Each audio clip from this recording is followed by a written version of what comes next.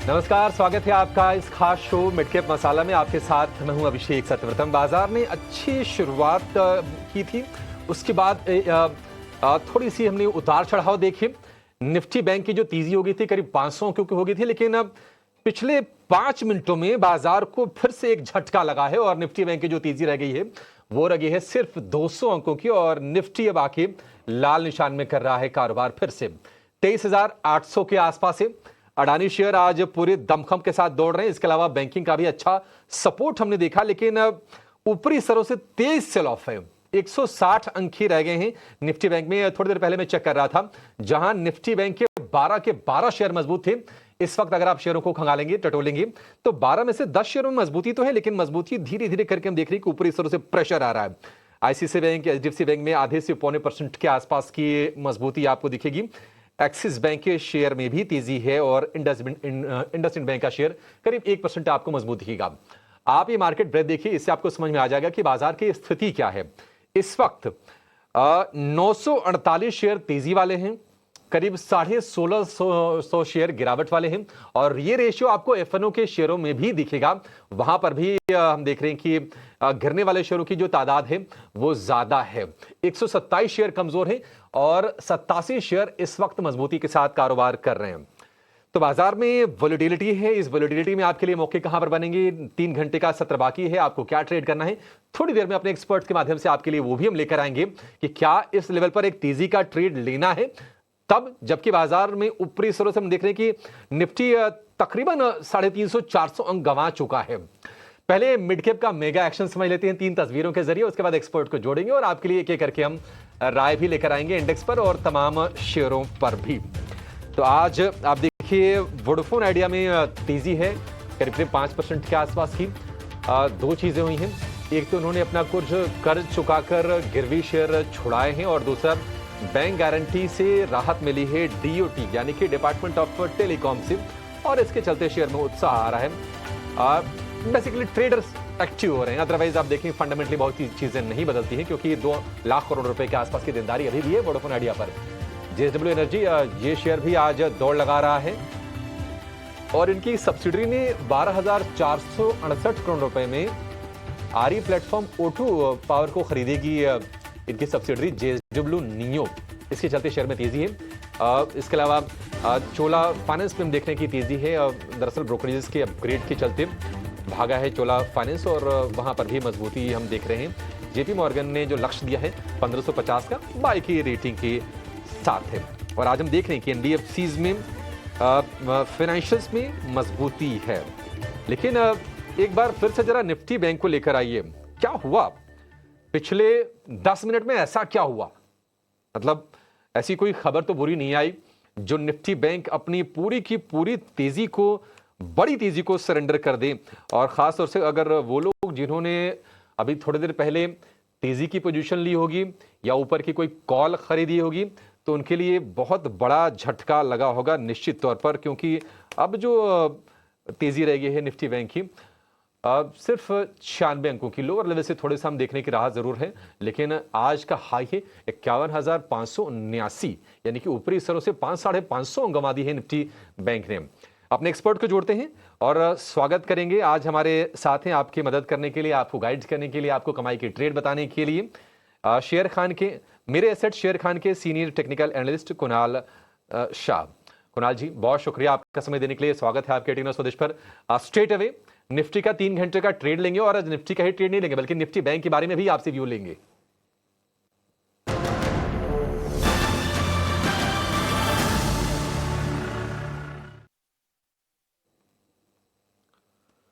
कुणाल जी, शुरुआत Nifty bank से कर लेते हैं। कोई आइडिया, कोई अंदाजा आपको कि अचानक से इतनी भारी वोलेटिलिटी क्यों हुई कि पहले गेंस को इरोड किया निफ्टी बैंक, करीब करीब लाल निशान में फिसला और फिर से देखिए विद इन अ मिनट 275 अंकों के आसपास की तेजी? Good afternoon Abhilash. I think जिस हिसाब से हमने वोलेटिलिटी देखी है मार्केट में, हम पिछले 3 से 4 दिनों में यही कर रहे हैं कि 200 डीएमए को सरपास कर देते हैं इंट्राडे बेसिस पे, बट फिर उसके ऊपर कभी भी सस्टेन नहीं कर पाते हैं। और आज आप देखोगे कि ब्रॉडर मार्केट्स काफी वीक है, वहां पे selling pressure clear cut visible है। सिंस हम ईयर एंड पे जा रहे हैं तो ये एनएवी के लिए मार्केट को पॉजिटिव रखेंगे। तो यहाँ पे मुझे लगता है वहां पे थोड़ा पॉजिटिव प्ले आउट हो जाएगा। ईयर एंड का प्ले है तो इंडेक्स मुझे नहीं लगता है कि कुछ ज्यादा करेगा, कंसोलिडेशन का फेज रहेगा।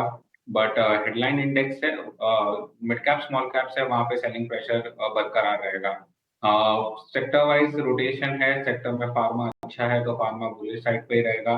सेटअप भी अच्छा है वीक मार्केट में, तो फार्मा पे बुलिश रहेगा। और बैंक निफ्टी कहीं ना कहीं वही 52,000 अपना रेजिस्टेंस सरपास नहीं कर पा रहा है, तो जब तक 52,000 क्रॉस नहीं करता है तब तक व्यू साइडवेज का ही रहेगा। और एक बार 52,000 निकालता है उसके ऊपर ही तेजी करनी चाहिए लॉन्ग साइड के लिए, बैंक निफ्टी के लिए। और अगर जहां तक निफ्टी की बात है, जब तक 24,000 का लेवल नहीं सरपास करता तब तक बुलिश ट्रेड्स नहीं लेने चाहिए। तो ये दोनों लेवल्स को वॉच आउट करिए निफ्टी और बैंक निफ्टी के लिए। 24,000 निफ्टी, बैंक निफ्टी 52,000, ये लेवल्स अगर निकलते हैं तो आप लॉन्ग ट्रेड ले सकते हैं। तब तक sideways to sell on rise की सलाह रहेगी। ठीक है, सेल ऑन राइज की सलाह है। कुछ क्रूशियल लेवल आपको कुणाल जी ने बता दिए हैं, आप उनको नोट कर भी चुके होंगे। और देखिए निफ्टी भी ऊपरी स्तरों से करीब 100-125 अंक नीचे आकर कारोबार कर रहा है। अब 25 अंकों की गिरावट है, 23,915।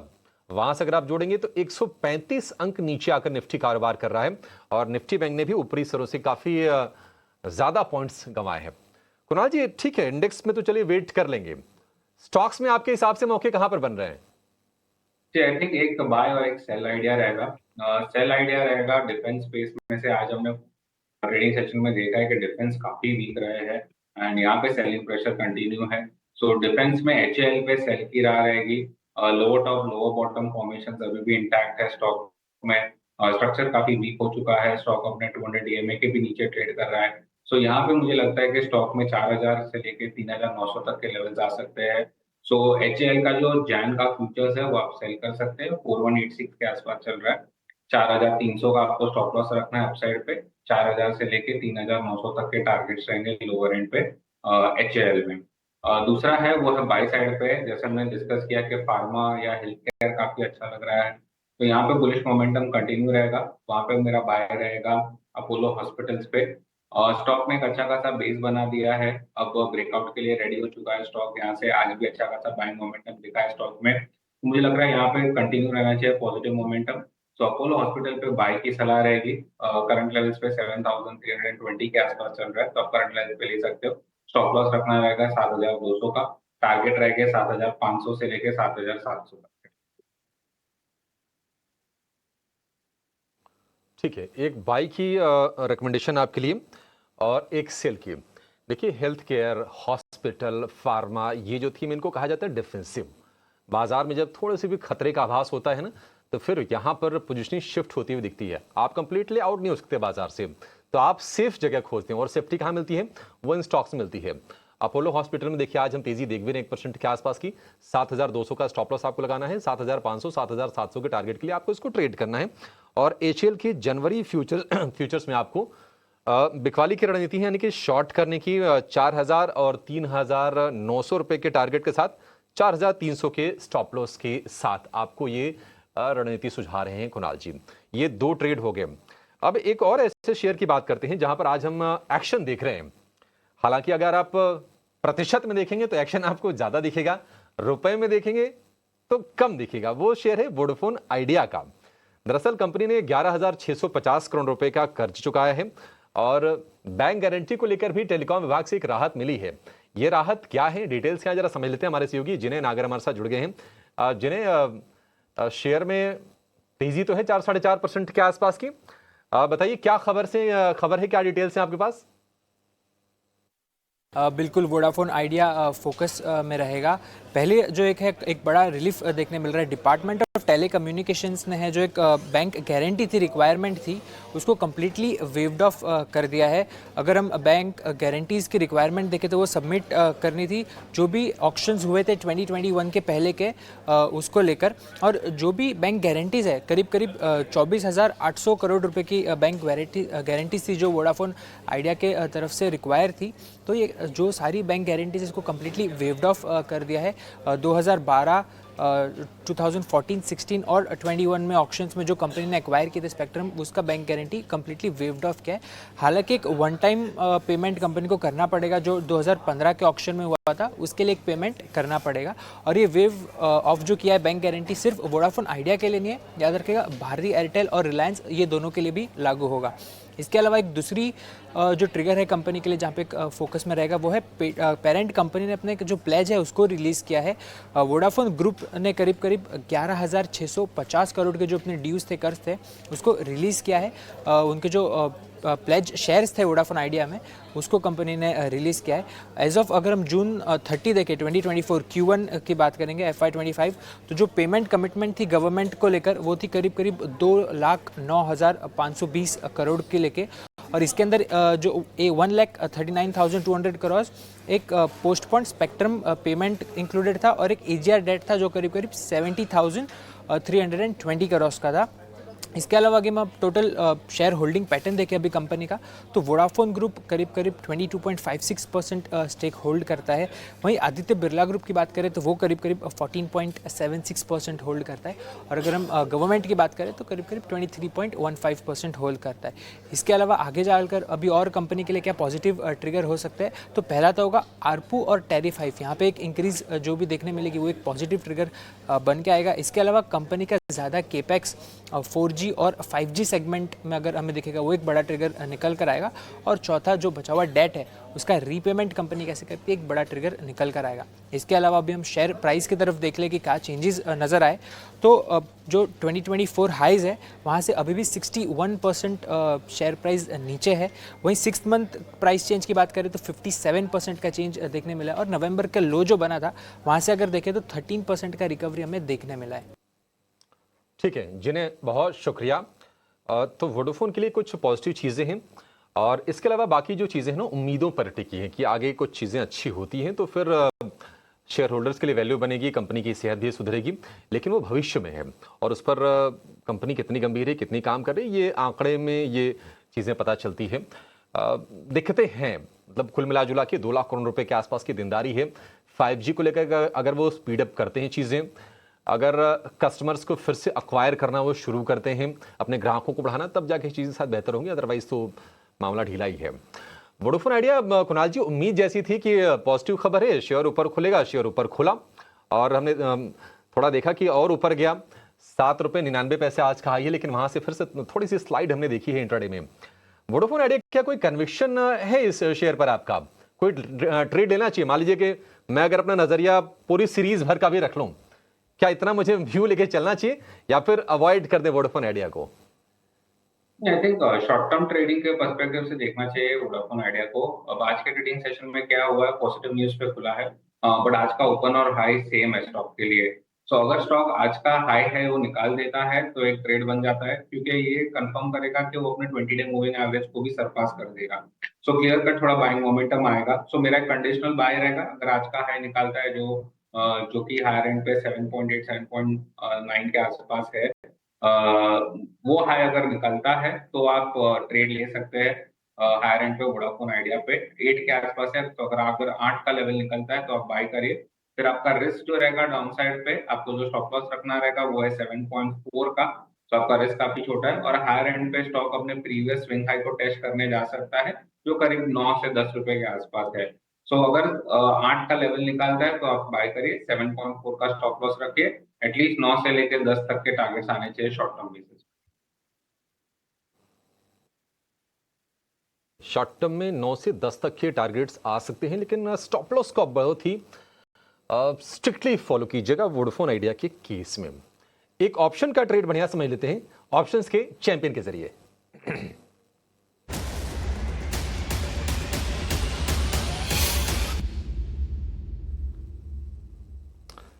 ऑप्शन का बेहतरीन ट्रेड बताने के लिए हमारे साथ हैं सेंट्रल ब्रोकिंग के नीलेश जैन। नीलेश भाई, बहुत शुक्रिया आपका समय देने के लिए। बताइए कहां पर मौके बन रहे हैं आपके हिसाब से? Very good afternoon Abhishek ji. देखिए, खरीदारी आज हमें देखने को मिल रही है पर्टिकुलर फार्मा सेक्टर में। यहाँ पर काफ़ी अच्छा मोमेंटम हम लगातार तीसरे कंसेक्यूटिव सेशन देखने को मिल रहा है और एक की रेजिस्टेंस था वो 23,000 का, वो ब्रेक हो चुका है निफ्टी फार्मा इंडेक्स में।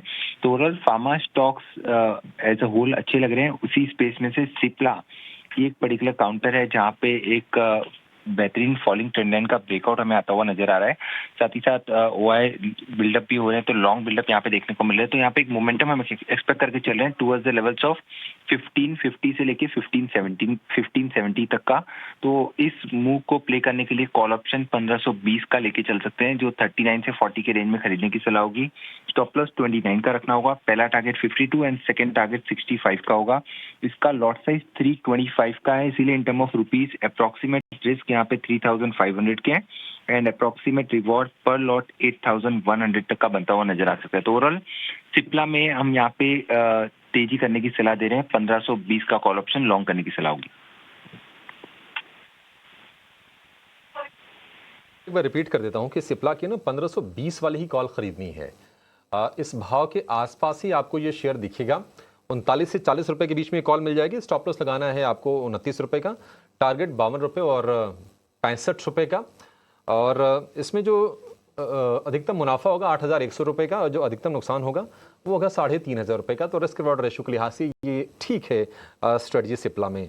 तो ऑप्शन की स्ट्रेटजी आई वो भी फार्मा से ही आपके लिए निकल के आई है। नीलेश जी, बहुत शुक्रिया आपका समय देने के लिए और बेहतरीन स्ट्रेटजी हमारे दर्शकों को बाजार में देख रहे हैं कि उथल पुथल मची हुई है और निफ्टी हर निशान में है। 6 अंकों की हल्की सी तेजी है और निफ्टी बैंक की जो बढ़त है वो है करीब 200 अंकों के आसपास की। लेकिन निफ्टी की तेजी में आज योगदान अदानी एंटरप्राइजेस का भी है। 6% से ज्यादा की तेजी के साथ ये शेयर है निफ्टी का टॉप गेनर। तेजी के अहम ट्रिगर्स क्या हैं, पूरी जानकारी लेकर हमारे सहयोगी वरुण दुबे हमारे साथ जुड़ गए हैं। वरुण, बताइए क्यों भाग रहा है अदानी एंटरप्राइजेस? देखिए, वैसे तो अडानी ग्रुप के जितने भी स्टॉक्स है सब में आपको तेज़ी देखने मिल रही है और इसके काफ़ी सारे कारण हो सकते हैं। लेकिन एक जो माइलस्टोन इन्होंने अचीव किया है ओवर द वीकेंड, उसको अगर आप उस पर नज़र डालेंगे तो नवी मुंबई एयरपोर्ट जो है उसमें पहली वैलिडेशन फ़्लाइट जो है वो यहाँ पे उतरी है। देखिए, वैलिडेशन फ़्लाइट बेसिकली आप इसको एक टेस्ट फ्लाइट के जैसे देख सकते हैं, जिसमें कोई यात्री नहीं था। केवल यहाँ पे जो उपकरण है उसकी जाँच करने के लिए कहीं ना कहीं ये जो वैलिडेशन फ़्लाइट है उसको उतारा गया है। और ये छत्रपति शिवाजी महाराज इंटरनेशनल एयरपोर्ट जो है वहाँ से इसने उड़ान भरी थी और नवी मुंबई एयरपोर्ट जो है वहाँ पे इसने लैंडिंग जो है वो की है। तो अब माना जा रहा है कि कंपनी को जल्द जो है वो DGCA से एरोड्रम लाइसेंस जो है वो मिलने की उम्मीदें लगाई जा रही है। देखिए, अब कहा यह जा रहा है कि अप्रैल से जो है वो यहाँ पे अप्रैल में ये जो नवी मुंबई एयरपोर्ट है उसका उद्घाटन जो है वो हो सकता है और मई में जो है वो कमर्शियल उड़ानें जो है वो यहाँ से शुरू हो सकती है। और इंटरनेशनल उड़ानें जो है वो 2025 में शुरू होने का अनुमान लगाया जा रहा है। तो कहीं ना कहीं ऑपरेशनल होने जा रहा है जो नवी मुंबई का एयरपोर्ट है वो, और इसको काफ़ी चरणों में शुरू किया जाएगा। पहले चरण में अगर आप देखेंगे तो एयरपोर्ट से सालाना 2 करोड़ यात्री जो है वो यहाँ से फ्लाई करेंगे। इसके अलावा पहले 6 महीने में 80 लाख से 1 करोड़ यात्री जो है वो हैंडल करने का अनुमान जो है वो यहाँ पे लगाया जा रहा है। और देखिए, लागत करीब 18,000 करोड़ रुपए के आसपास की है। 5 चरणों में पूरा कंस्ट्रक्शन जो है वो यहाँ पे पूरा होने वाला है। तो कहीं ना कहीं ये अब जो चीज़ें हैं वो शायद अडानी ग्रुप को थोड़ा बहुत हेल्प कर रही है। और देखिए, अडानी एयरपोर्ट जो है वो अडानी ग्रुप की सब्सिडरी है अडानी एंटरप्राइज की। तो यहाँ पे अब लोग ये भी मान रहे हैं कि कब तक अडानी एयरपोर्ट की लिस्टिंग होगी, ये अब सबसे बड़ा सवाल है। आगे 10 साल में अगर आप देखेंगे तो करीब 60,000 करोड़ रुपए के आसपास के निवेश की यहाँ पे योजना बनाई हुई है। इसके अलावा एयरपोर्ट कारोबार जब मुनाफे में आएगा हो सकता है कि उसके बाद जाके ये इसकी लिस्टिंग करते हुए दिखाई दे। वैसे भी देखेंगे तो अडानी ग्रुप के पास कुल मिला के करीब 8 एयरपोर्ट्स है जिनको हैंडल करते हैं। उसमें नवी मुंबई इन दोनों का एयरपोर्ट भी है। और साथ ही साथ अगर आप देखेंगे तो बेंगलुरु, गुवाहाटी, जयपुर, लखनऊ, ये तमाम जो एयरपोर्ट्स हैं उनको अडानी ग्रुप जो है वो यहाँ पे हैंडल करता है। तो वैसे तो अडानी ग्रुप के स्टॉक्स में जो तेज़ी आई उसके काफ़ी सारे कारण हैं, लेकिन एक जो माइलस्टोन है वो इन्होंने अचीव किया है। तो थोड़ा बहुत फ्यूल जो है यहाँ से भी मिला है अडानी ग्रुप स्टॉक्स को। ठीक है, निश्चित तौर पर फ्यूल वहां से मिला है और बढ़िया फ्यूल मिला है। वरुण, 6.5% ऊपर अदानी एंटरप्राइजेस का शेयर आज कारोबार कर रहा है, वो भी जब बाजार थोड़ा डामाडोल है। लेकिन अडानी ग्रुप के इस शेयर में कोई हम उथल पुथल देख नहीं रहे हैं। अब देखिए, डे हाई के आसपास ऑलमोस्ट जाके ये ट्रेड कर रहा है। 6.5% का उछाल है। कुणाल जी, अडानी एंटरप्राइजेज, अब हम दिन के बीचों बीच खड़े हैं, क्या व्यू है आपका शेयर को लेकर, जिनसे मान लीजिए छूट गया? हालांकि देखिए मौका मिला है, ऐसा नहीं कि शुरू होते ही ये ऊपर था उतना ज्यादा, अब क्या करें? आई थिंक ऑलरेडी स्टॉक में एक अच्छा खासा करेक्शन देखा है हायर एंड से, एंड जो ये पूरा गैप बना था स्टॉक में, जो गैप डाउन ओपनिंग हुआ था स्टॉक के लिए 2800 से लेकर सीधा 2500 पे खुला था, कहीं ना कहीं हम वो गैप में अभी एंटर हो रहे हैं।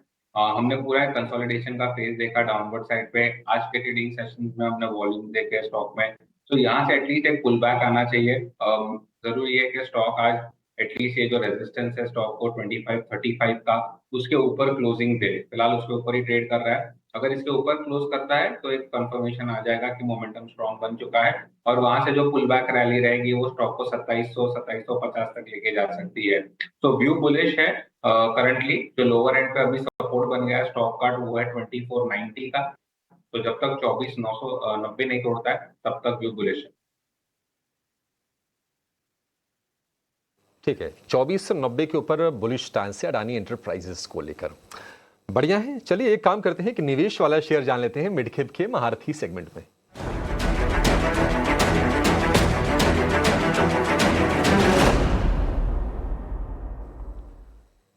हमारे साथ जुड़ गए हैं बाजार के भी महारथी जियोजीत फाइनेंशियल के गौरांग शाह। गौरांग भाई, बहुत शुक्रिया आपका समय देने के लिए, स्वागत है। बताइए आज आपके खजाने से कौन सा शेयर निकलेगा मिड कैप में? धन्यवाद अभिषेक भाई, आपका सभी को प्रणाम और शुभ दिन हमारे तरफ से। तो विकल्प के रूप में हमने जो शेयर का चयन किया है आज वो लॉजिस्टिक सेक्टर से है। कंपनी का नाम है ट्रांसपोर्ट कॉरपोरेशन ऑफ इंडिया। मौजूदा स्तर करीबन 1140 के आसपास है, और जिस प्रकार से गतिविधि माननीय मंत्री श्रीमान नितिन गडकरी जी आवाजाही को लेकर के expressways, highways, dedicated freight corridors, quadrangles बना रहे हैं, हमें लग रहा है कि ये कंपनी को सकारात्मक रूप से फायदा होगा। और जैसे जैसे अर्थव्यवस्था और देश का विकास आगे बढ़ता है वैसे वैसे ही लॉजिस्टिक सेक्टर का सपोर्ट आना बहुत ही महत्वपूर्ण बन जाता है सामान की आवागमन करने के लिए। बुनियादी दर के आधार पर ये एक छोटी मझौली कंपनी आप कह सकते हैं अभिषेक भाई। ट्रांसपोर्ट कॉर्पोरेशन ऑफ इंडिया एक साधारण सा लक्ष्य, हमने बहुत ही साधारण सा लक्ष्य मध्यम अवधि के लिए अगर आप चाहे तो 1230 का रखा है, लेकिन जो भी विश्लेषण हमने आपके सामने रखा है बुनियादी दर के आधार पर, अगर ये आंकड़ों में, नतीजों में परिवर्तन होता है तो साफ दिखता है कि हम हमारे लक्ष्यांक में परिवर्तन करेंगे ऊपर की तरफ। लेकिन फिलहाल करीबन 1230 के आसपास के लक्ष्यांक है, और मेरे ख्याल से रिस्क रिवॉर्ड भी काफी फेवरेबल है इसमें। ठीक है, 1230 के लक्ष्य, 1142 रुपए का भाव है। 1230 मतलब ऐसा कोई बड़ा टारगेट नहीं है। इस महीने भी इसी भाव पे था ये शेयर, ऊपरी स्तरों से करेक्ट करके हम देख रहे हैं कि अभी 1150 के आसपास ट्रेड कर रहा है। ठीक है, transport corporation of India mid cap के महारथी के तौर पर निवेश वाला एक बढ़िया शेयर आपके लिए मिड कैप बास्केट से। गौरांग भाई, बहुत शुक्रिया आपका समय देने के लिए, और कुणाल जी आपका बहुत शुक्रिया आज तमाम शेयरों पर अपना व्यू शेयर करने के लिए और इंडेक्स का भी नजरिया हमारे दर्शकों को